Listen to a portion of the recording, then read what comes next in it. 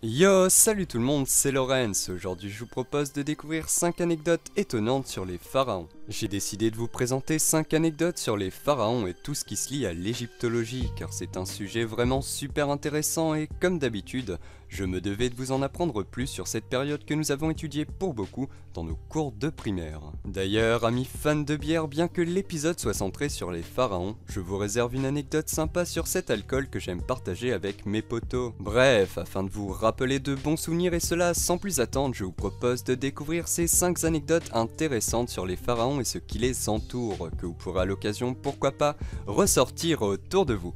Allez, c'est parti!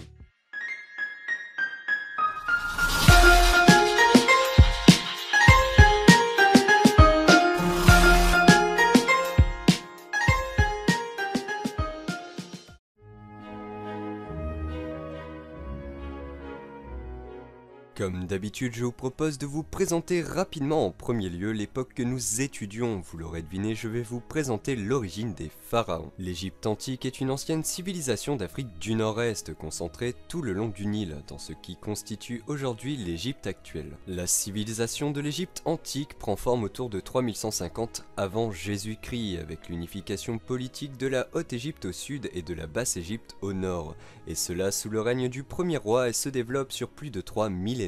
Au sommet de la hiérarchie des civilisations égyptiennes, un homme ou une femme dirigeait toujours l'ensemble, coordonnait les services et cela en étant la seule autorité.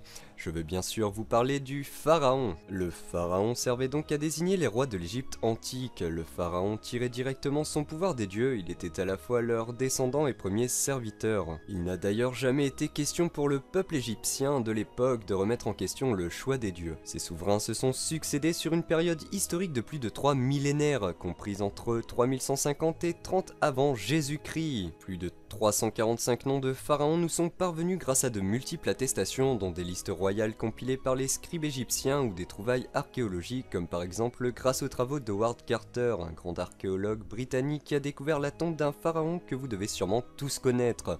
Mais si, il se nomme Toutankhamon. À mon avis, ça te dit quelque chose, j'en suis sûr. Il y a eu aussi tout un tas de grands égyptologues et d'archéologues qui ont enquêté sur cette période de l'histoire, comme notamment parmi les Français Auguste Mariette et Jean-François Champollion. D'ailleurs, si vous voulez en apprendre davantage sur Auguste Mariette et tout ce qui entoure l'égyptologie, j'ai réalisé une petite vidéo avec un ami youtubeur. Pam Astoria est un grand fan d'histoire, donc si c'est votre cas ou pas d'ailleurs, n'hésitez pas à aller checker sa vidéo sur l'égyptologue français. Je veux pas vous spoiler, mais on a travaillé ensemble sur un projet en commun et le rendu est plutôt pas mal.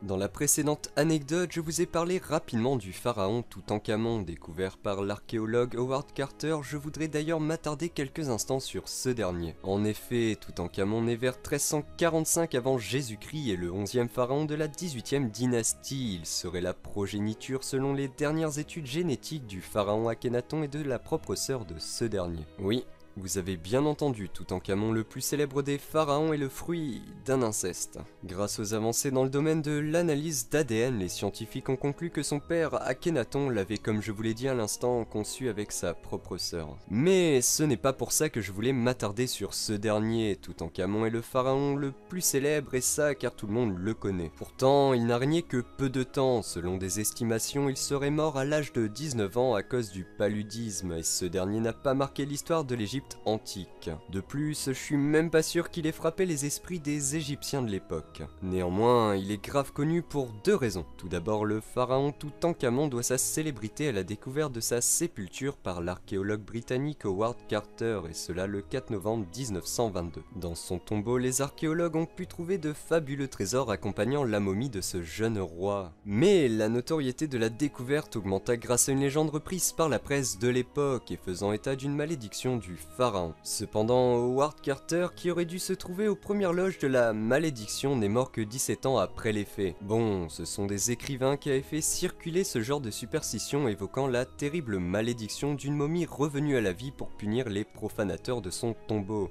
Ce thème à succès fut repris dans toutes sortes d'histoires et de films fantastiques, alors si vous en avez en tête, n'hésitez pas à en parler dans les commentaires.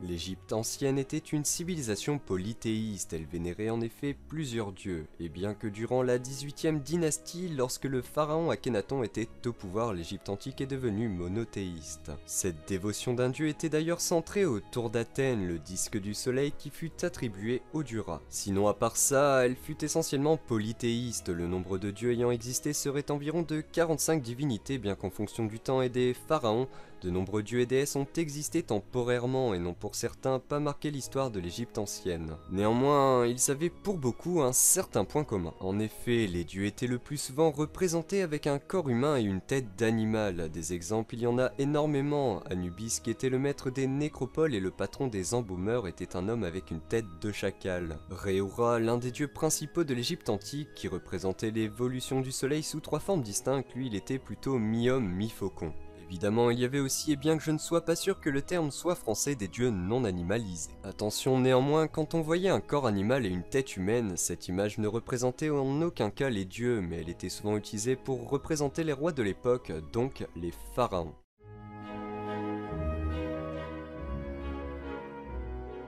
Et oui, malgré tous les dieux qui ont existé durant l'époque des pharaons, il y en avait certains qui étaient plus aimés que d'autres. Néanmoins, il y en a un qui était vraiment le moins apprécié de tous. Le dieu le plus détesté des anciens égyptiens et surtout des pharaons était Seth. Seth était le dieu du chaos, de la confusion et de la guerre. Pour ceux que ça intéresse, il possède un corps humain comme toujours avec une tête d'animal. Néanmoins, les égyptologues n'ont jamais pu identifier sa tête avec un animal connu.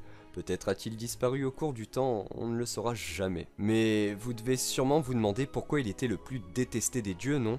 Eh bien, Seth a été spécifiquement détesté pour avoir assassiné son frère Osiris, et parce qu'il a pris le contrôle du trône divin.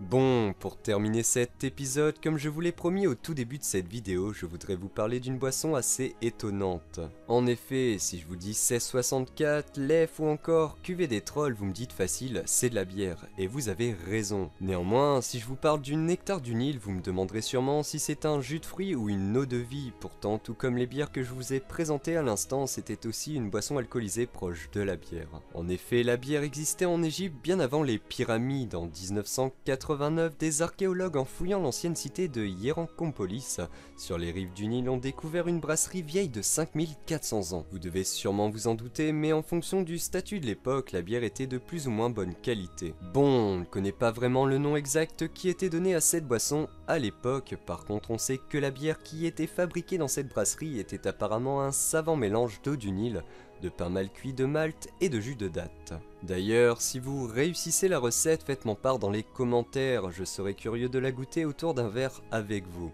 Bon, dites-vous que pour l'instant, cette brasserie est la plus ancienne que l'on connaisse actuellement, du coup je ne sais pas vous, mais comme j'aime la bière, j'ai un point commun avec les Égyptiens et les pharaons. Bon, c'est déjà la fin de cette vidéo, mais avant que vous partiez, j'aimerais vous partager le travail de Pamastoria. Si vous avez correctement suivi l'épisode, j'ai parlé d'une de ses vidéos dans la première anecdote, et je vous conseille grandement de suivre son travail. Bref, comme d'hab, si vous avez le temps, vous pouvez vous abonner, regarder les autres vidéos que j'ai pu faire et partager mon travail autour de vous. De plus, si vous voulez me faire plaisir et si vous avez le temps, vous pouvez laisser un petit commentaire sous mes vidéos. Bon, en attendant, je vous laisse, j'essaierai d'être à l'heure la prochaine fois et je m'en vais travailler une prochaine vidéo.